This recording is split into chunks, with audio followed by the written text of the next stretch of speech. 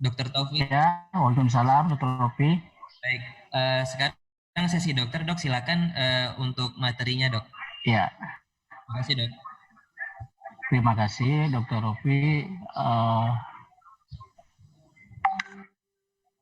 Maaf, saya lagi bingung nih cara. Oh, dari. Oh,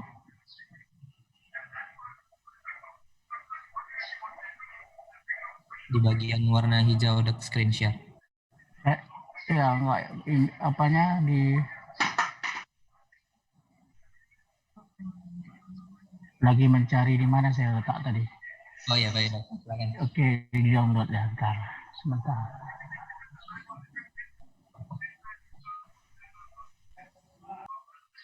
Apa udah kelihatan ya? Belum ya? Dok, belum nampak. Oh, belum ya. Ya, gimana caranya nih?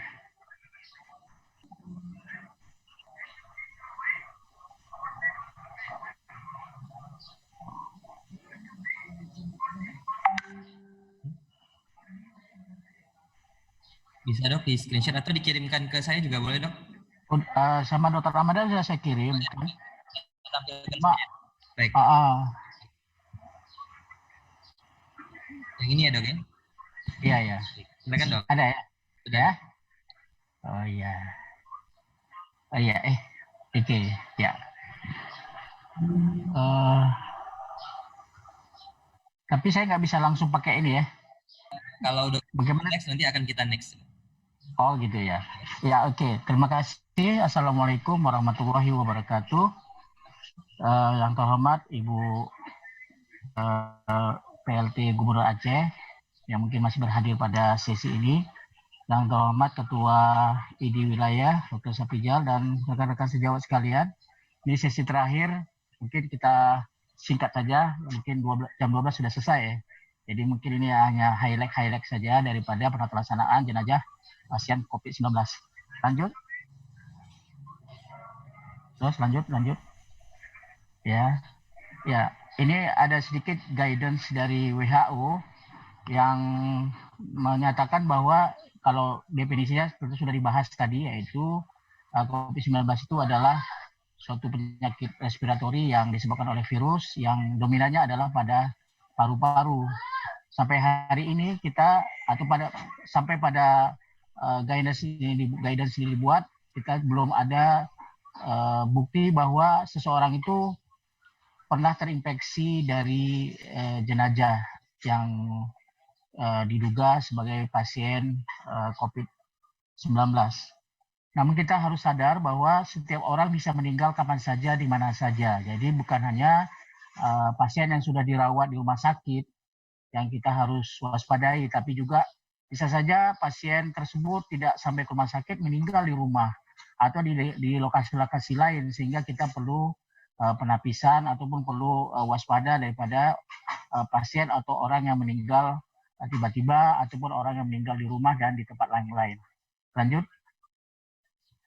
Jadi kalau kita lihat risiko penularan jenazah itu bisa berbagai cara, yaitu kita ketahui melalui droplet yang dapat keluar dari mulut tubuh ketika jenazah dipindahkan. Jadi kita sangat penting di sini adalah perawatan jenazah adalah menutup seluruh lubang tubuh dan mencegah cairan tubuh untuk keluar.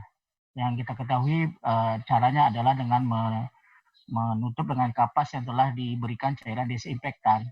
Biasanya adalah klorin ataupun formaldehid untuk agar supaya tidak keluarnya droplet dari lubang mulut dan hidung. Area-area berisiko daripada jenazah ini yang pertama adalah ketika pemindahan dari ruang rawat, ketika pemandian jenazah, ketika pemindahan jenazah ke mobil jenazah, dan juga yang terakhir adalah ketika menurunkan jenazah ke liang lahat. Lanjut. Next. Yang pertama kita ketahui, semua ada tahu bahwa dalam pemindahan jenazah harus kita persiapkan dengan menggunakan APD. Juga sebelumnya kita melakukan kebersihan tangan sebelum dan sesudah interaksi dengan tubuh jenazah dan lingkungan. APD di sini adalah ada APD level 2 dan level 3. Di mana level 2 maksudnya adalah APD yang dipakai sebelum kita menangani jenazah atau sebelum adanya jenazah yang ditata laksana. Tapi APD 3 adalah ketika jenazah sudah ada dan harus kita melaksanakan tata laksana pemulasaran jenazah. Kemudian jika ada risiko percikan juga digunakan pelindung wajah yang kita ketahui dengan face shield ataupun Google, dan juga masker medis. Lanjut. Next. Ya, jadi persiapan jenazah untuk dipindahkan.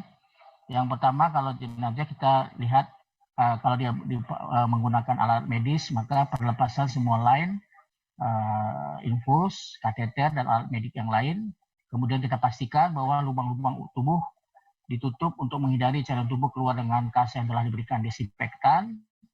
Kemudian kalau perlu diambil sampel, ya misalnya jenazah tersebut belum terkonfirm sebagai COVID-19, tapi diduga ya ODP ataupun yang diduga atau sampelnya belum diambil, maka kita perlukan pengambilan sampel. Itu dilakukan sebelum dipindahkan ke kamar jenazah, artinya di ruang rawat.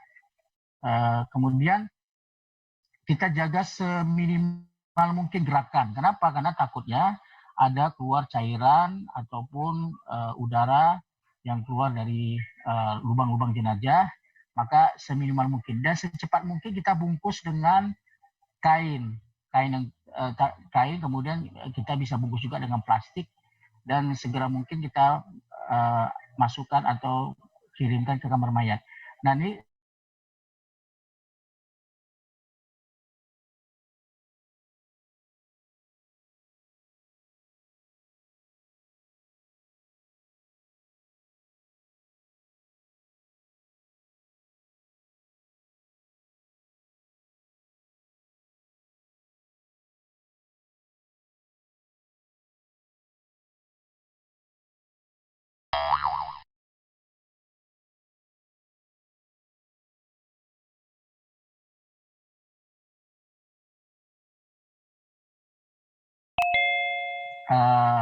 jenazah dimasukkan ke dalam berangkat jenazah, kemudian tutup dengan kunci. Mengapa harus dikunci? Karena bisa saja kalau nggak dikunci, ada saja nanti yang mencoba membuka, melihat lagi dan sebagainya. Jadi petugas harus mengunci, dan menurut protokolnya adalah kuncinya disimpan supaya tidak ada yang mengganggu jenazah sampai jenazah tersebut dipindahkan ke kamar jenazah. Kemudian APD yang dipakai ketika mengambil jenazah itu dilepas, nanti dipakai APD yang lain di waktu kita melakukan pulasaran jenazah. Kemudian selama perjalanan kamar jenazah, petugas tetap memakai masker bedah. Kalau keluarga pasien, ini pernah ada suatu kasus, kalau keluarga pasien ingin meminta surat kematian, maka dibuat oleh dokter yang merawat. Next. Lanjut, Ropi. Ya, ini perawatan jenazah di kamar jenazah. Tadi kan ada APD yang ketika mengambil jenazah di ruang rawat itu sudah dilepas di ruang rawat, maka ini dipakai lagi APD yang baru di kamar jenazah. Ya, petugas kesehatan langsung menggunakan APD yang sesuai dengan tindakan pencegahan standar, ya yang kita ketahui sarung tangan, gaun sekali pakai, kedap air atau garis kedap pakai kedap air, apron, masker medis, pelindung mata. Di mana kita ketahui bahwa zonasi di kamar jenazah itu ada 2 zonasi, yang pertama kuning, yang kedua merah. Kalau yang kuning maksudnya adalah belum ada penanganan jenazah, maka APD level 2. Kalau yang merah penanganan jenazah yang sudah suspek ataupun confirm COVID-19 itu APD level 3. Di mana level perbedaan slide, lanjut. Next. Di mana perbedaan APD level 2 dan 3 hanya terletak pada masker surgical untuk APD 2 dan masker N95 untuk level 3. Yang lain sama, yaitu pemakaian yang sesuai dengan standar APD. Lanjut. Next. Nah, apa yang kita ada 2 tindakan atau pilihan tindakan yang bisa kita lakukan di kamar jenazah. Yang pertama tentu sama-sama kita melakukan informasi kepada keluarga. Maksud informasi adalah penjelasan tentang apa yang harus dilakukan, tujuannya, kemudian juga cara dan manfaat daripada tindakan tersebut. Nah, cara yang pertama, kita setelah melakukan informasi, maka kita sampaikan kepada keluarga bahwa jenazah akan kita lakukan desinfeksi jenazah dengan menggunakan formaldehid 10% ataupun klorin dengan perbandingan 1:9. Kemudian kalau jenazah ini dimandikan, maka ada syarat-syarat tertentu ya, dimandikan tanpa membuka pakaian jenazah ketika pasien tersebut meninggal. Jadi hanya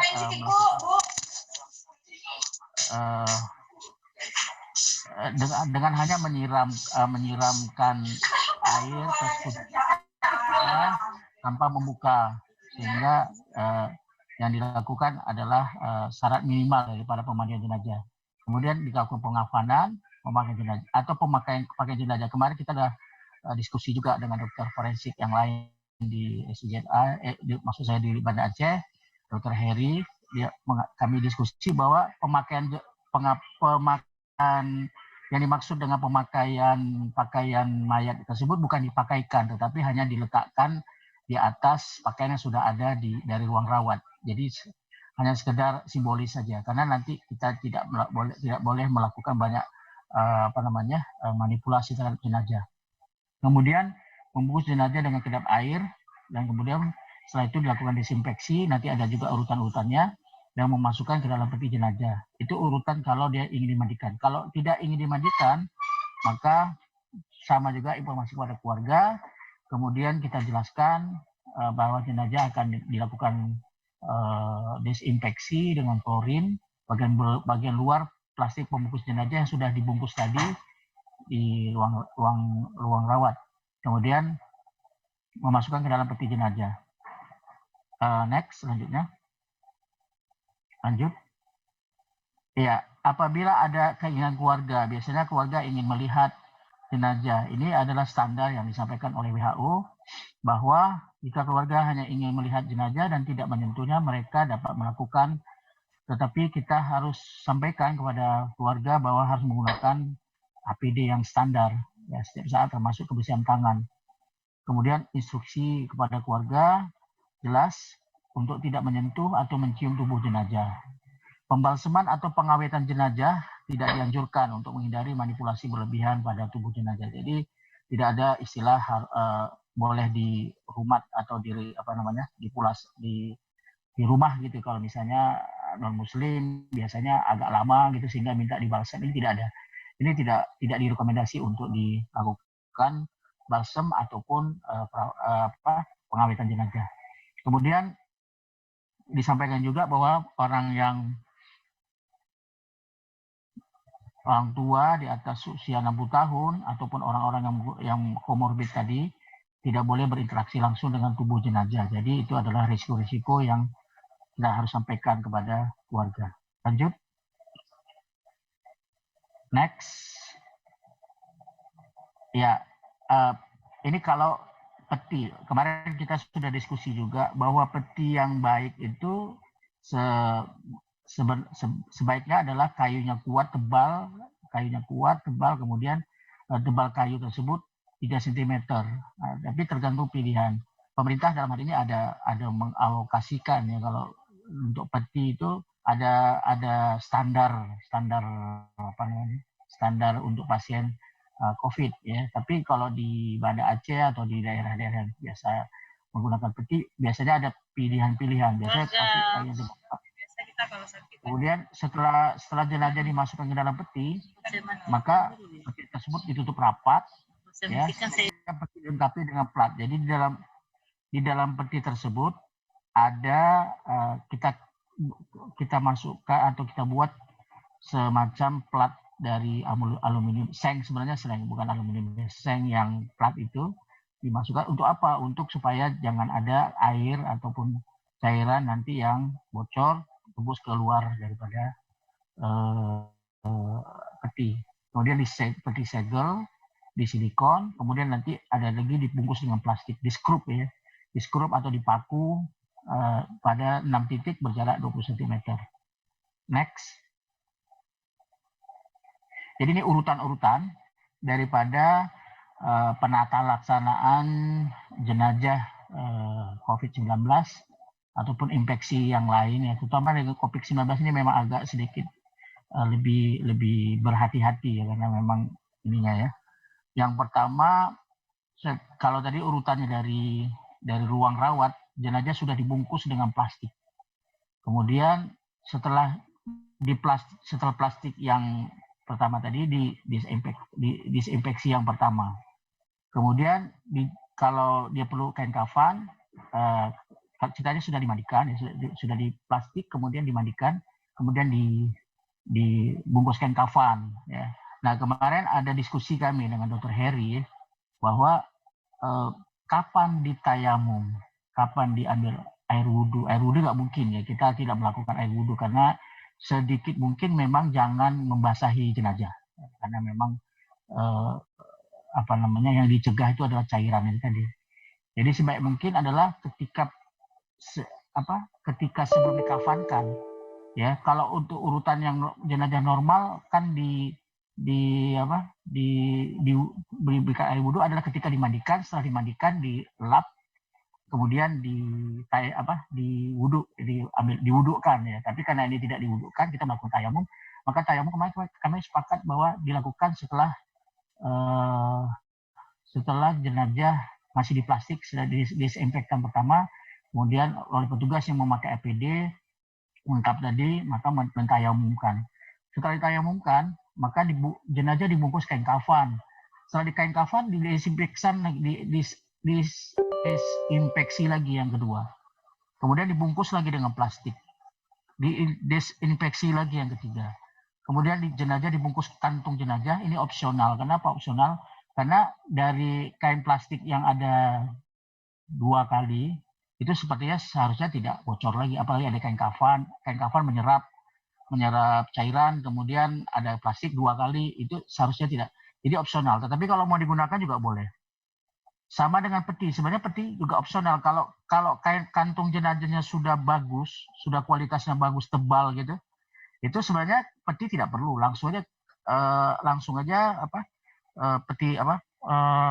aja kantung jenazah yang kualitas bagus tadi sebagai yang pembungkus jenazah terakhir. Karena ada juga mungkin kepercayaan masyarakat kalau bisa tidak pakai peti. Kenapa? Karena peti tidak langsung ke tanah. Nah, jadi yang menyentuh langsung tanah, kalau ada yang ingin kantung jenazah, tapi pastikan kantung jenazahnya kualitasnya bagus. Kenapa? Karena kalau yang sekarang yang ada itu kurang ini ya, bisa jadi merembes. Tapi kalau yang bagus, yang terbuat dari bahan kulit yang bagus, itu dulu waktu zaman tsunami banyak itu bantuan dari luar negeri itu untuk kantung jenazah itu yang bagus-bagus. Tapi sekarang saya nggak pernah menemukan lagi kantung jenazah seperti itu. Jadi kalau ada boleh, kalau nggak apa-apa. Kemudian masukkan ke dalam peti yang tadi. Kemudian peti tersebut dibungkus plastik lagi, di mana bungkus plastik tadi adalah bungkus yang ketiga ya, setelah dari pertama 2 3. Kemudian luar peti jenazah tadi kemudian disemprot lagi dengan desinfektan. Jadi desinfektan di sini ada 4 kali. Lanjut, next. Ya, jadi ini pelayanan kedukaan atau sholat jenazah. Jadi baiknya dilakukan kalau perlu pelayanan kedukaan. Maksud pelayanan kedukaan dan sholat jenazah di sini mungkin ada yang non muslim, ada yang muslim. Kalau non muslim dia ada doa yang berdasarkan agama. Kemudian orang yang muslim ada sholat jenazah. Itu dilakukan di rumah sakit rujukan, tempat dilakukannya pemulasaran jenazah. Kemudian boleh juga dilakukan di masjid, tapi harus dipastikan bahwa masjid tersebut sudah dilakukan proses sanitasi secara menyeluruh dan dilakukan desinfektan setelahnya. Tapi ini kan agak rumit. Jadi lebih bagus hanya dilakukan di rumah sakit rujukan sesegera mungkin. Kemudian jenazah sebaiknya tidak lebih dari 4 jam disemayamkan di pemulasaran jenazah. Tujuannya untuk mencegah penularan. Ya. Kemudian sholat jenazah dapat dilaksanakan minimal ataupun walaupun hanya 1 orang. Karena kita ketahui kan sholat jenazah itu adalah fardu kifayah yang kalau hanya 1 orang pun melaksanakan sudah gugurlah kewajiban seluruh umat yang lain. Kemudian tidak lagi disarankan untuk disemayamkan di rumah. Jadi langsung jenazah tersebut dibawa ke pemakaman. Slide lanjut. Mengapa harus dibatasi? Ini adalah berdasarkan pemikiran bahwa 4 jam tersebut adalah terjadi kerusakan sel ya, sehingga virus keluar ke ekstra sel. Sehingga kalau terlalu lama dia akan keluar ke ekstrasel dan kemudian bercampur dengan cairan tubuh dan berbahaya menular. Meskipun juga ya virus tersebut karena dia sudah lisis, dia akan terdeteksi dengan cepat. Namun pernah ada beberapa penelitian di mana virus umumnya masih dapat hidup beberapa saat di benda mati. Ya, penelitian ditemukan hingga 9 jam di tubuh mayat. Jadi kalau kita kira 9 jam berarti kalau terlalu lama bisa jadi malah lebih mempercepat ataupun malah menambah penularan. Kemudian slide.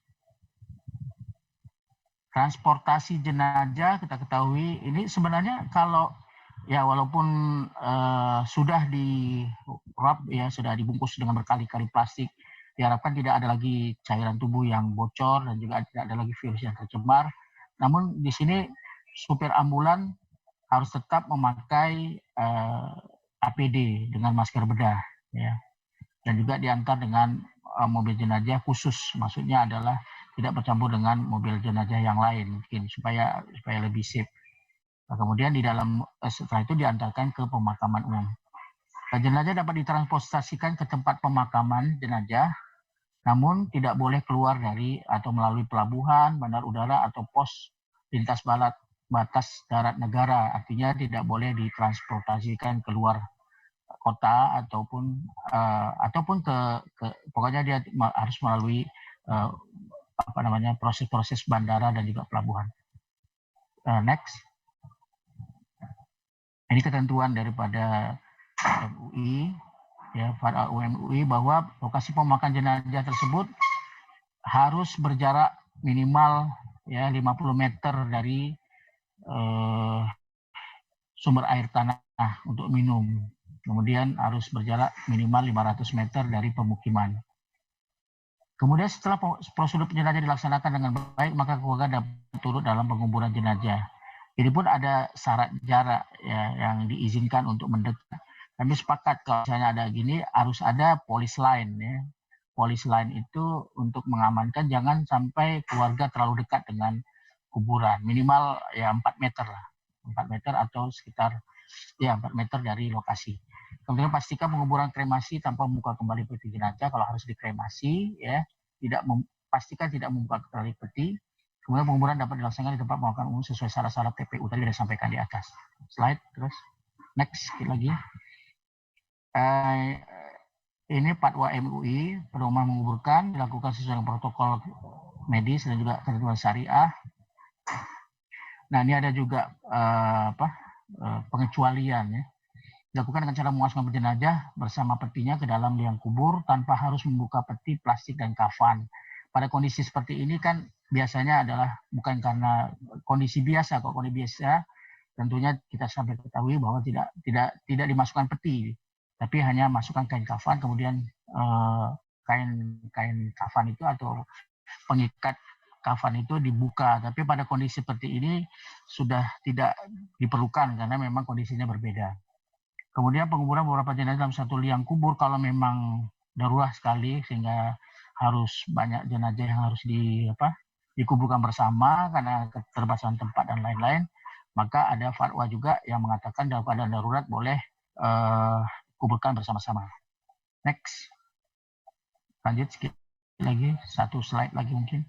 Oh, ini desinfektan lingkungan. Setelah jenazah tadi dibawa ke pemakaman, maka daerah yang tempat kita melakukan pulasara harus kita lakukan desinfeksi, ya, yaitu dengan melakukan penyemprotan desinfektan, baik kalau tempatnya kecil bisa dengan alkohol 70% atau klorin dengan pengejaran 1:50. Pada saat desinfektan tersebut, maka petugas yang melakukan desinfeksi menggunakan APD lengkap level 2. Kemudian apabila diperlukan berlanjutan, maka lingkungan kamar jenazah dapat diinspeksi sesuai jadwal ditetapkan oleh rumah sakit. Dan alat-alat yang kita pakai pada saat tindakan itu harus didesinfeksi setelah melakukan tindakan. Slide, lanjut. Nah, ini ringkasan daripada penataan jenazah. Ya, gambar ini mungkin informatif bagi kita bahwa secara ringkasnya adalah melakukan desinfeksi jenazah agar mematikan virus ya, lubang-lubang hidung ditutup, termasuk bekas infus, bekas luka, akan mencegah cairan yang keluar. Kemudian tadi sudah dilanjutkan juga kalau di kamar jenazah dilakukan lapis demi lapis, kain, kafan dan plastik diikat rapat, memastikan tidak ada cairan yang bocor.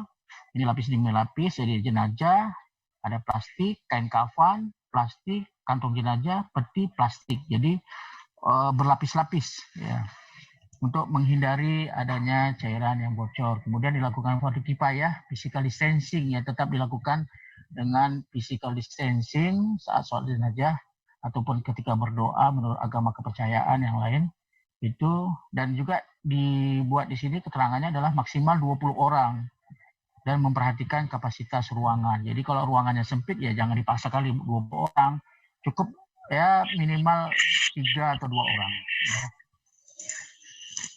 Kemudian ini juga gambar ada disinfeksi lapangan atau ruangan, alat.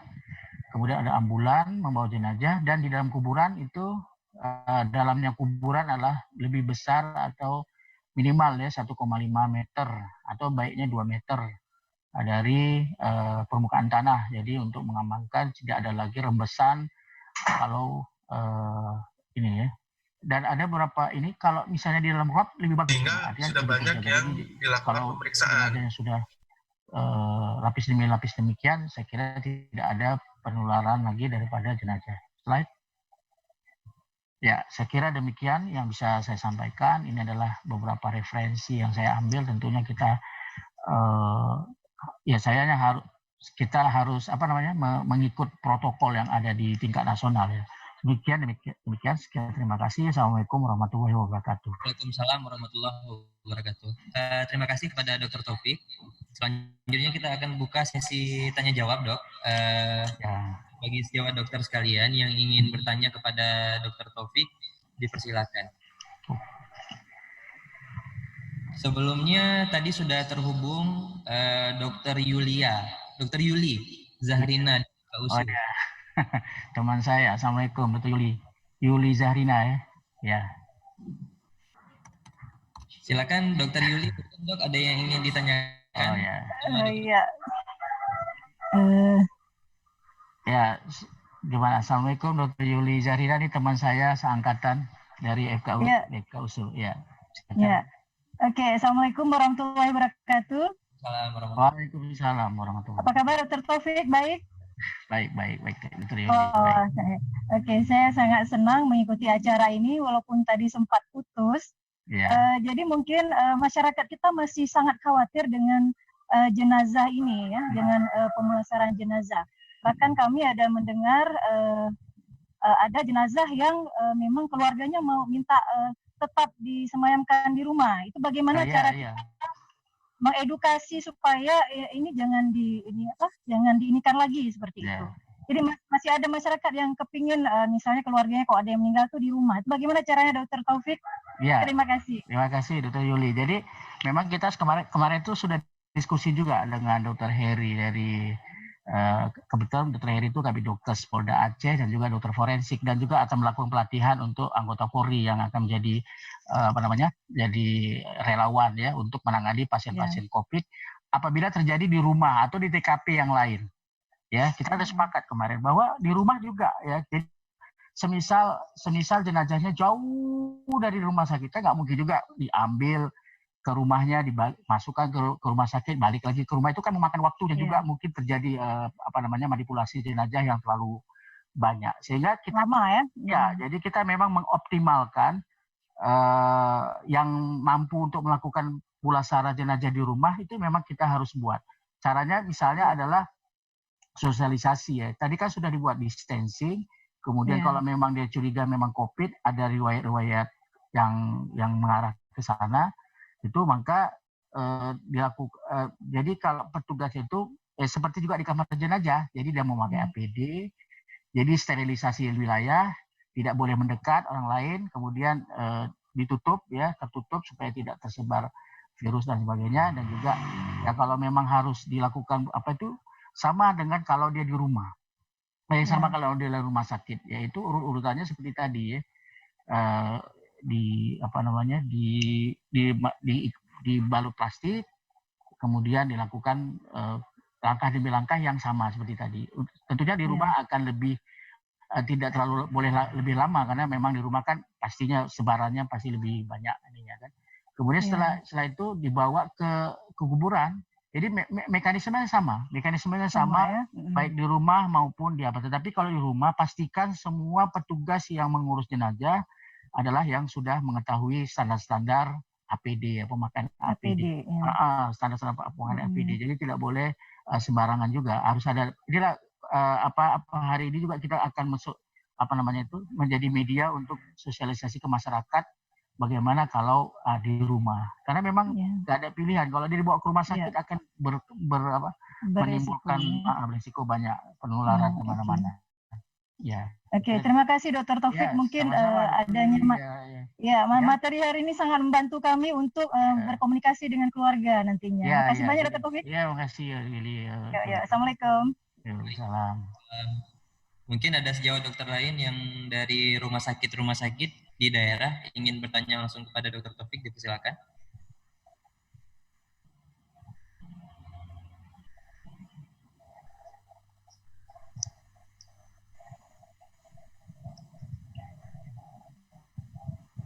Silakan Dok, jika ada yang ingin bertanya.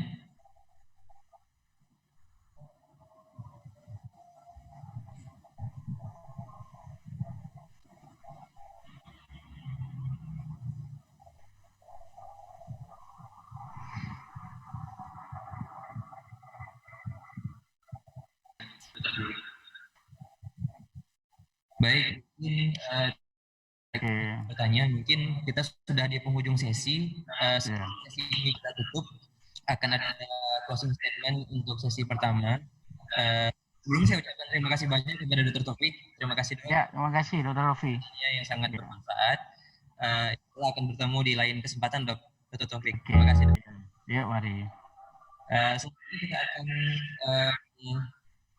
mendengar closing statement dari Ketua ID Wilayah Aceh oleh Dr. Safiyar Rahman sebagai closing untuk sesi 1 pada hari ini. Silakan Dr. Safiyar. Baik, terima kasih Dr. Ropi dan terima kasih para narasumber yang terakhir Dr. Taufik dan kawan-kawan sekalian yang berbahagia. Akhirnya siang ini kita sudah menyelesaikan hari pertama dari pelatihan kita yang terencanakan 2 hari. COVID ini membuat sesuatu yang baru bagi kita dalam era 4.0. Kita bisa melakukan pelatihan seperti ini luar biasa. Tadi ada Bu PLT yang buka, kita bisa mendengar beberapa pengumuman, dan hari ini ada Pak Kepala Dinas juga sudah bisa bergabung sama kita. Alhamdulillah, terima kasih Dr. Hanif. Terima kesibukannya masih bisa menerima kita. Mudah-mudahan apa yang kita lakukan hari ini bermanfaat. Besok akan kita coba lagi dan setelah itu nanti gelombang kedua, putaran berikutnya untuk beberapa kabupaten kota akan kita lakukan di hari Selasa dan hari Rabu. Apresiasi yang tinggi terhadap kawan-kawan semua atas partisipasinya dan mudah-mudahan kita hanya bersiap saja tetapi tidak bertempur. Tapi kalau sudah bersiap, harusnya siap tempur daripada bertempur tanpa persiapan. Baik, di akhir barangkali kami minta juga sedikit statement daripada Kepala Dinas Kesehatan, karena memang beliau adalah garda terdepan dari benteng terakhir. Beliau adalah komandan kita semuanya, kita menyiapkan diri dan nanti atas perintah beliau kita kalau perlu berperang. Ya, kami persilakan kepada Pak Kepala Dinas Dr. Hanif memberikan sepatah dua patah kata sebelum acara hari ini kita tutup. Terima kasih. Ya, terima kasih Bapak Ketua ID, yang kami hormati Ibu Gubernur, kemudian Ketua ID Wilayah Aceh, para narasumber dan seluruh peserta telekonferensi yang saya hormati. Baik, pertama-tama kami mengucapkan terima kasih kepada ID Wilayah Aceh yang telah menyelenggarakan acara ini. Saya rasa ini sangat bermanfaat untuk kita semua, apalagi untuk petugas-petugas kita yang di daerah, yang di rumah sakit, di Puskesmas, yang selama ini memberikan pelayanan kepada masyarakat. Tentunya ada hal-hal yang menurut saya perlu dikonfirmasi kepada narasumber kita, kepada pakar kita yang telah kita bentuk di provinsi. Dan saya juga berharap kepada seluruh petugas kesehatan, yang pertama yang harus kita ingat adalah COVID ini merupakan penyakit infeksi.